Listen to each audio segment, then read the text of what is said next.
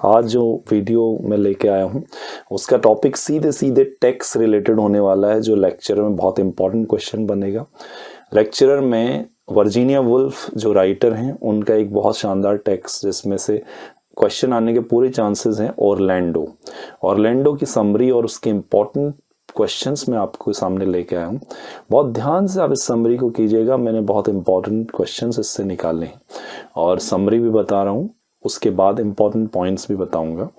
तो आप जुड़े रहिएगा और लास्ट तक इसे ज़रूर देखिएगा, क्योंकि ज़रा सी चूक में आप कुछ इंपॉर्टेंट इन्फॉर्मेशन को मिस कर सकते हैं। तो चलिए शुरू करते हैं। टेक्स ऑरलैंडो में क्या क्या क्वेश्चन बन सकते हैं। देखिए, ऑरलैंडो एक ऐसा नॉवल है जिसे वर्जीनिया वुल्फ का एक बहुत एक्सपेरिमेंटल नॉवल कह सकते हैं। ये कई लेयर्स को अपने अंदर जो है समाहित करता है। एक और जहाँ ये एक व्यक्ति के जेंडर चेंज हो जाने को दिखाता है स्टोरी में, वहीं फेमिनिज्म का एक इम्पॉर्टेंट डॉक्यूमेंट माना जाता है, क्योंकि इसमें वर्जीनिया वुल्फ जहाँ एक मेल को फीमेल में ट्रांसफॉर्म होता दिखाती है, वहीं फेमिनिज्म की इस बात को भी जोर देती प्रतीत होती है, जहाँ इस बात पर दावा किया जाता है कि एक मेल के अंदर अगर फीमेल और मेल दोनों हैं, बराबर हैं, तो वो इमोशंस और बैलेंस साइकोलॉजी को दिखाता है। और फेमिनिज्म में उसको एक बहुत अच्छा एस्पेक्ट माना जाता है, जो कभी हम बात करेंगे। और गाइनो जो है क्रिटिसिज्म जो था वो कैसे एंड्रो क्रिटिसिज्म इस पे परिवर्तित होता है, इसकी भी बात करते हैं। खैर चलते हैं ऑरलैंडो, जो 1928 में पब्लिश हुआ वर्जीनिया वुल्फ के द्वारा। एंड ये ऑरलैंडो एक जो मेंबर था एक नोबल फैमिली का, उसकी कहानी बताती है। और ये कहानी है, नोट कीजिएगा, 16th सेंचुरी इंग्लैंड से शुरू होती है कहानी, क्योंकि कम से कम 400 साल के लगभग कहानी चलती है। तो ये इसकी उम्र इतनी दिखाई गई है इसमें। तो 16th सेंचुरी इंग्लैंड में ये शुरू हुई है और तब लगभग एक कह सकते हैं कि ऑरलैंडो जो है 16वीं शताब्दी से शुरू करके यहाँ लगभग मॉडर्न पीरियड पूरे वर्जीनिया वुल्फ के नॉवल छपने तक और ये सब 1928 तक पूरा दिखाते हैं। ठीक है, अब इस पूरी चीज़ की वजह से इस नॉवल को एक शानदार कमेंट मिला है। वो कमेंट किसने किया है ये आ सकता है, तो नोट कीजिएगा कि ऑथर जेनेट विंटरसन कहती हैं ऑरलैंडो को, वो पुकारती हैं क्या, एक नाम देती हैं, एक फ्रेज से वो पुकारती हैं, the first trans novel in English. तो Orlando is the first trans novel in English है, जो अपने आप में एक बहुत इंपॉर्टेंट पॉइंट है। ये इसको आप नोट कीजिएगा। जो टाइटल कैरेक्टर है वो बेसिकली ऑरलैंडो, वो वुल्फ के अपनी एक फ्रेंड और एक तरीके से लवर भी थी। वो एक तरीके से आप लेस्बियन रिलेशनशिप समझ सकते हैं। तो लवर भी थी जिसका नाम था वीटा सेक्विले वेस्ट। उसके एक्सपीरियंसेस पे आधारित है। वीटा सेक्विले वेस्ट खुद में एक नॉवलिस्ट थी, पोएट थी, जर्नलिस्ट थी, और उसने 1 दर्जन से ज़्यादा किताबें, कलेक्शन ऑफ पोइट्री, 13 नॉवल और पता नहीं क्या क्या लिखा था। तो वीटा ने ऑरलैंडो की जो बायोग्राफिकल डिटेल्स थी वो शेयर की थी, many biographical details with Orlando. कैसे कि वीटा के साथ जो जो बीता था वो ऑरलैंडो के साथ बीता हुआ दिखाते हैं। तो ऑरलैंडो की स्टोरी को वीटा की स्टोरी, एक्चुअली वीटा ने जो स्टोरी शेयर की वो कहीं ना कहीं दोनों में कॉमन एलिमेंट है। तो ऑरलैंडो एक्चुअली उसकी स्टोरी से इंस्पायर्ड है। मैं आपको यहाँ पर ये बता दूं कि वीटा एक बहुत बड़ी प्रॉपर्टी की हकदार भी थी, और सिर्फ उसे इस प्रॉपर्टी में इसलिए हिस्सा नहीं मिला वीटा सेक्विले वेस्ट को, क्योंकि वो जेंडर वाइज फीमेल थी एंड फीमेल को वो नहीं मिल रहा था। तो ये सारी चीज़ें जो जेंडर डिफरेंस है और इन सब चीज़ों को ये ऑरलैंडो बहुत ही प्रमुख तरीके से उभारता है। तो ये जेंडर स्विचिंग इसीलिए वर्जीनिया वुल्फ ने एक मीन या एक माध्यम बनाया है इस स्टोरी को ज़्यादा प्रमुखता से उभारने के लिए। तो वीटा की जो ये स्टेट था जो उसका कभी नहीं हो पाया, उसका फैमिली होम था जिसका नाम था नोल, KNOLE। तो KNOLE नाम से कभी पूछा गया तो उसके उस स्टेट का नाम था जो उसकी प्रॉपर्टी नहीं बन पाई, सिर्फ जेंडर इसके आड़े आ गया था। तो ये नॉवल जब स्टार्ट होती है तो ये नॉवल भी एक ऑरलैंडो की स्टोरी बताती है 16 की एज से, जो कि 16th सेंचुरी में होता है, और जब वो 36 की एज तक पहुंचता है और तब 1928 हो जाता है। अपने आप में कुछ कैलकुलेशन वाइज टेक्निकली बड़ा अजीब सा लगता है कि 16 से 36 सिर्फ इतनी कम एज और 1928, लेकिन वो क्यों होता है वो सब आपको पता चलेगा क्योंकि इसमें कुछ ऐसे एलिमेंट यूज़ किए गए। नॉवल का आप नोट कीजिएगा, पूरा नरेशन जो कहानी सुना रहा है वो एक अननेम्ड नरेटर है। It is narrated by unnamed narrator, और पूरी जो स्टोरी है वो एक अननेम्ड नरेटर ही सुनाता है जिसका नाम आपको कभी भी पता नहीं चलता। अब मैं थोड़ा समरी को ब्रीफ कर दूं कि ऑरलैंडो एलिजाबेथ को बहुत पसंद आ जाता है एक घटना के दौरान जब वो वहाँ विजिट करती है और उसको अपने दरबार में बुला के अपना पेज बना देती है। पेज इज़ ए डेजिग्नेशन, ठीक है। और वहाँ पर वो बेसिकली एलिजाबेथ का सबसे ख़ास हो जाता है, ठीक है, और उसका फेवरेट भी बन जाता है। लेकिन उसकी रिलेशनशिप जल्दी एलिजाबेथ से टूट जाती है जब एलिजाबेथ उसको एक लड़की को किस करते हुए देख लेती है। बेसिकली यहाँ पर वर्जीनिया वुल्फ ने एक एनालिसिस करने पे क्रिटिक ये भी कहते हैं कि ये भी उभारने की कोशिश की है कि एलिजाबेथ को आप दोनों तरीके से एनालाइज कर सकते हैं। या तो एलिजाबेथ उससे बहुत प्यार करती थी, दे बोथ वर इन्वॉल्व, या they both were intimately involve also, otherwise इतना जेलस कोई नहीं फील करता। ये क्रिटिक्स कहते हैं जब हम इसके क्रिटिसिज्म पे जाते हैं।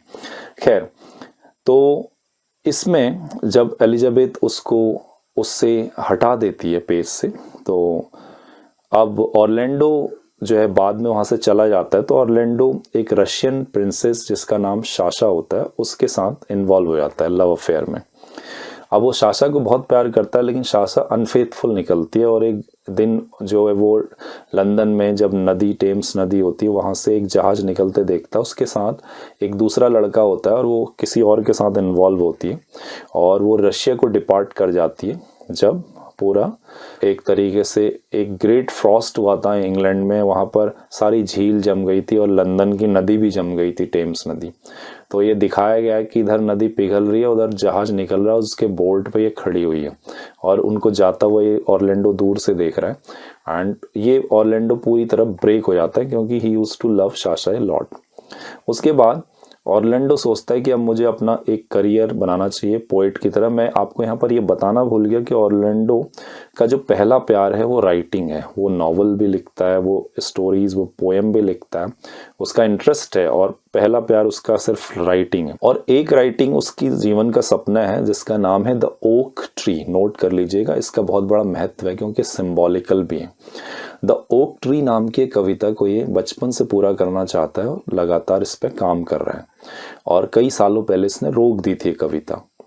तो ये सोचता है क्यों ना अब इस कविता को पूरा किया जाए, और उस समय मिलता है एक बहुत बड़े ऑथर निकोलस ग्रीन से उस समय, और निकोलस ग्रीन से इस होप में मिलता है कि वो उसकी चीज़ों को एनालाइज करके उसको गाइड करेगा, उसके लिटरेरी करियर को आगे बढ़ाने में मदद करेगा। निकोलस ग्रीन उस समय मार्लो और शेक्सपियर की बहुत बुराई करता है और कहता है कि ये लोग फालतू लिख रहे हैं और ग्रीक लिटरेचर के सामने एलिजाबेथन लिटरेचर कुछ भी नहीं है। तो एक रेफरेंस शेक्सपियर और मार्लो का आता है, वो अगर कहीं आया तो निकोलस ग्रीन के थ्रू आता है। और उसके अलावा निकोलस ग्रीन ऑरलैंडो की चीज़ों को पढ़ता है और उसकी तारीफ भी करता है, लेकिन बाद में वो भी उसको धोखा देता है। बाद में वो उसके एक वर्क की पैरोडी कर देता है। पैरोडी यानी उसकी हंसी उड़ाता है। अब अगर आप मुझसे पूछें कि वो वर्क कौन सा है, तो वो सारी चीज़ें मैंने कुछ important notes, extra important note बनाए हैं इसके बाद, जिसको मैं इसके बाद आपको बताऊंगा। लेकिन आप याद रखिएगा, एक वर्क है ऑरलैंडो का जिसकी वो जाके पैरोडी करता है। पहले उसकी दोस्ती करता है और फिर बाद में पैरोडी करता है, उसकी मजाक उड़ाता है। 17वीं सेंचुरी में किंग चार्ल्स सेकंड ऑरलैंडो को अपॉइंट कर देता है अम्बेसडर कॉन्स्टेंटिनोपल में। आपने सुना होगा कॉन्स्टेंटिनोपल वही जगह जिसको मोहम्मद सेकंड ने जो है छीन लिया था बाद में, और हेजिया सोफिया उसके कब्जे में आ गई थी, जो वहाँ की सबसे शानदार इमारत है। तो कस्तुतूनिया राज्य भी कहते हैं, कस्तुतूनिया का अंत, जो आज के दौर पर इस्तांबुल माना जाता है, जहाँ की बिल्लियाँ पूरी दुनिया भर में फेमस हैं। वहाँ वैरायटी ऑफ ब्रीड्स मिलती हैं कैट्स की। तो वहाँ चला जाता है और जब वो अम्बेसडर बन जाता है तो उसको एक तरीके से वहाँ पर ड्यूकहुड भी मिलता है, उसको वहाँ पर ड्यूक भी बनाया जाता है और उसका सम्मान होता है। तो उसमें एक बहुत बड़ी पार्टी होती है। उस पार्टी के दौरान थोड़ा वायलेंस हो जाता है और सिविल अनरेस्ट हो जाता है शहर में। तो कई एक लोग मारे जाते हैं, ऑरलैंडो को नींद आ जाती है और वो सो जाता है और लोग उसे मरा हुआ सोच लेते हैं। जब फाइनली वो उठता है तो वो देखता है कि वो पूरी तरह एक वुमेन में ट्रांसफॉर्म हो चुका है और ये चेंज बड़ा मिस्टीरियस होता है और ऑरलैंडो को बड़ी डिफ़िकल्टी होती है इसको एक्सेप्ट करने में।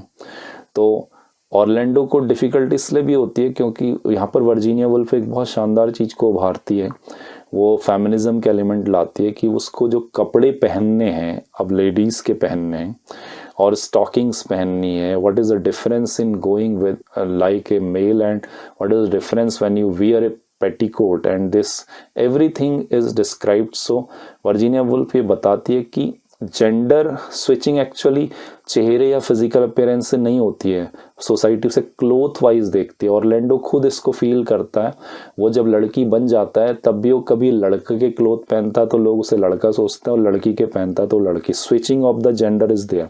तो वर्जीनिया वुल्फ इससे बहुत बड़े स्कोप को खींचना चाह रही है फेमिनिज्म के। तो ऑरलैंडो कॉन्स्टेंटिनोपल के बाद वहाँ से चला जाता है और ऑरलैंडो एक रोमानी ट्राइब्स होती हैं उनके साथ ट्रैवल करता है, उनके साथ ही थोड़े वक्त गुजारता है। और रोमानी बेसिकली जिप्सीज लोग होते हैं जो बंजारे टाइप के होते हैं, उनकी अपब्रिंगिंग बिल्कुल अलग तरीके से हुई होती है और इसकी अलग तो दोनों में ट्यूनिंग नहीं बैठती और वो लोग इसको अपने ग्रुप से अलग कर देते हैं। फिर से वो इंग्लैंड आता है, ऑरलैंडो अपनी हाई सोसाइटी को ज्वाइन करता है और कभी वो मैन बन के रोल अदा करता है, कभी वुमेन की तरह अपने को प्रेजेंट करता है, जैसे मैंने अभी बता दिया। वो लिटरेरी सर्कल्स में भी जाता है और वो बड़े बड़े पोइट्स के साथ बैठता है। अब एक क्वेश्चन ये आएगा, वो कौन कौन से पोइट्स का जिक्र है जिनके साथ हो जाता है, तो आप लिख लीजिए, नोट कर लीजिए। अलेक्जेंडर पोप का जिक्र है, निक ग्रीन का है। अनफॉर्चुनेटली ऑरलैंडो जो है अपनी फैमिली प्रॉपर्टी को चैलेंज करता है और वो अपनी प्रॉपर्टी लेना चाहता है, लेकिन अब वही वाली सिचुएशन आ गई जो वीटा सेक्विले की थी कि अब वो लड़की बदल चुका है तो उसको प्रॉपर्टी नहीं मिलती, वो जो इनहेरिट करता है। बाद में वो एक केस फाइल करता है और इस तरीके से बहुत सारा टाइम वो उस पर बर्बाद करता है, लेकिन वो कितना एग्जॉस्ट हो जाता है उस काम को करने में और वो स्ट्रगल करता है। इसी समय ऑरलैंडो जो है एक समुद्र के कैप्टन मार्माड्यूक बॉन्थ्रॉप से मिलता है, जिसका नाम शेल है क्योंकि उसका पूरा नाम है मार्माड्यूक बॉन्थ्रॉप शेल्मरडाइन। अब ये दोनों थोड़ा दोस्त बन जाते हैं तो इन दोनों को ये पता चलता है कि ये दोनों लोग अपने जेंडर स्विच करके आए, जेंडर नॉन कन्फर्मिंग है। शेल भी कभी लड़की था तो अब लड़का हो गया है। ऑरलैंडो और शेल के दोनों की जो ट्यूनिंग है वो एक सी है, तो ऑरलैंडो को बहुत अच्छा लगता है शेल के साथ। शेल और वो मैरी कर लेते हैं। उनकी मैरिज बहुत सक्सेसफुल रहती है क्योंकि वो दोनों, लड़का और लड़की, दोनों चीज़ों को स्विच करके दोनों चीज़ों को फील कर चुके होते हैं। शेल जो है वो सी कैप्टन है और उस जहाज पे लंबी लंबी यात्राओं पे रहता है और ऑरलैंडो घर में ही रहती है। तो बेसिकली अब ऑरलैंडो शी है क्योंकि शेल कभी शी रह चुका है तो दोनों के बीच में बॉन्डिंग शी की तरह ही रहती है एक तरीके से। तो विक्टोरियन एरा में ऑरलैंडो फाइनली, अब ये इतने लंबे टाइम से ये दिखाते हैं कि स्ट्रैचिंग हो गई, 1920 आ गया है, कहाँ विक्टोरियन इंग्लैंड आ गया है, वहाँ से होते होते एलिजाबेथन एज से। इसी साल, क्योंकि ऑरलैंडो भी लिखी थी इसने, लास्ट में दिखाते हैं कि फाइनली ऑरलैंडो एक मॉल में जाता है तो मॉल पे वहाँ उसको अचानक से सारी मेमोरीज आने लगती हैं। उसको साशा की बहुत याद आती है, उसको जाते हुए दिखती है तो सारा सामान छोड़ के, लिस्ट छोड़ के वो दौड़ के अपने जो इनहेरिटेड वाला हाउस होता है वहाँ जाता है। वहाँ खाली कमरे देखता है, बेसिकली देखती है कह सकते हैं हम, क्योंकि अब वो शी है और उसको सारी चीज़ें बहुत ही नॉस्टैल्जिक लगती हैं। उस कमरे में कितनी बार लोगों का आना जाना था, क्वींस आई थी, कैसे था, वो सब याद आने लगता है। तो वो दौड़ के अपनी द ओक ट्री वाली बुक लेके जाता है और फाइनली एक ओक का पेड़ होता है जहाँ पर उसको सबसे पहली बार ये आइडिया आया होता है कि ओक ट्री नाम की एक बुक लिखनी। उस ओक के पेड़ के नीचे ही अपनी बुक को जो है रख देता है, वहीं चढ़ा देता है, समझिए एक तरीके से फाइनल सीन में। और तभी ये ऊपर देखता है तो इसका जो हस्बैंड होता है वो शेल, वो ऊपर जहाज एरोप्लेन लेके जा रहा होता है। तो ये उसे हेयर कह के वो इशारा करती है बेसिकली ऑरलैंडो। तो वो एरोप्लेन से बाहर जो है लीप आउट करता है उसे ज्वाइन करने के लिए बेसिकली। और जब वो लीप आउट करता है तो दिखाते हैं कि एक गीज या एक गूज वहाँ से उसके सर के ऊपर से उड़ते हुए जाती है। और फिर ऑरलैंडो के कुछ लास्ट शब्द होते हैं, वो अभी मैं आपको स्पेशल नोट्स में बताऊंगा। तो इस तरीके से कहानी यहाँ पे ख़त्म होती है उन लास्ट शब्दों के साथ। तो लास्ट शब्द यही होते हैं। तो कहता है the wild goose and then the 12th stroke of midnight, और रात के 12 बजते हैं। और Thursday the 11th of October 1928, date याद रखिएगा, 11 अक्टूबर 1928 में ये नॉवल ख़त्म होती है। तो लास्ट वर्ड है द वाइल्ड गूज, ठीक है। और इस तरीके से एंड होता है नॉवल का। कुछ और इम्पॉर्टेंट मैंने कहा था सिग्निफिकेंट पॉइंट जो बताऊंगा उसको आप नोट कीजिएगा, वो बहुत इम्पॉर्टेंट पॉइंट है। एक तो ये है कि साशा से पहले भी ऑरलैंडो एक लेडी से इन्वॉल्व होता है जिसका नाम होता है लेडी मार्गरेट या यूफ्रोसिन, वो भी इसको धोखा देती है। और जब ये 18 जून को जब ऑरलैंडो को साशा छोड़ के चले जाती है, तो 18 जून होता है याद रखिएगा, और उसमें ये पूरा एक हफ्ते तक सोता रहता है, डिप्रेस और डिजेक्टेड उसमें। और जिस वर्क की ऑरलैंडो की हंसी उड़ाते पैरोडी ग्रीन लिखता है, उस वर्क का नाम होता है, ऑरलैंडो का एक प्ले होता है जिसका नाम होता है द डेथ ऑफ हरक्यूलिस। ये भी नोट कीजिएगा, द डेथ ऑफ हरक्यूलिस। और उसके अलावा ये जब अम्बेसडर बन जाता है, इसको ड्यूकडम मिलता है, तो एक सर एड्रियन स्क्रोपे होते हैं, एड्रियन ADRIN, स्क्रोपे SCROP, वो इसको नोबिलिटी जो है पूरा और ड्यूकडम जो है प्रदान करते हैं, एक ये ध्यान रखिएगा। और उसके अलावा ऑरलैंडो जब ये रोमानी लोगों के साथ इन्वॉल्व हो जाता है, और बाद में जब लोगों को पता चलता है कि ऑरलैंडो की एक मैरिज की डीड मिलती है जो जिप्सी वुमेन जिस डांसर होती है जिसका नाम होता है रोजीता पैपिटा, ROSITA, और पैपिटा है PEPITA, कि इसके साथ इसकी शादी हो चुकी थी। ये भी वहाँ लोगों को पता चलता है, और वो पूरा एक हफ्ता सो के जब 7वें दिन उठता है, जब वो ट्रांसफॉर्म हो जाता है, ठीक है। और उसके अलावा मैंने आपको बता दिया अलेक्जेंडर पोप वगैरह से ऑरलैंडो मिलता है। और इसके अलावा ऑरलैंडो का एक बेबी भी बॉर्न होता है, वो 20 मार्च को 3 o'clock में, baby is born on 20th March 3 o'clock in the morning. एक मिडवाइफ होती है, ऑरलैंडो को बुलाती है और उसके बेबी को हैंड ओवर करती है। वो एक बहुत फाइन बॉय होता है। उसके अलावा जब पूरा मॉडर्न एज में दिखाते हैं, तो अचानक दिखाते हैं कि सारी दुनिया बदल चुकी है, ऑरलैंडो अब कार चला सकता है। और वो जब एकदम से दुनिया बदलती है तो वो 10 AM अक्टूबर 11, 1920 होता है बेसिकली। और लास्ट में जो है ऑरलैंडो जब पेड़ पे जो है अपनी किताब को द ओक ट्री पे चढ़ा देता है, तो ऑरलैंडो जब जहाज में ऊपर शेल को देखता है तो कहता है हेयर शेल हेयर, और इशारा करता है, तब शेल लीप आउट करता है एरोप्लेन से।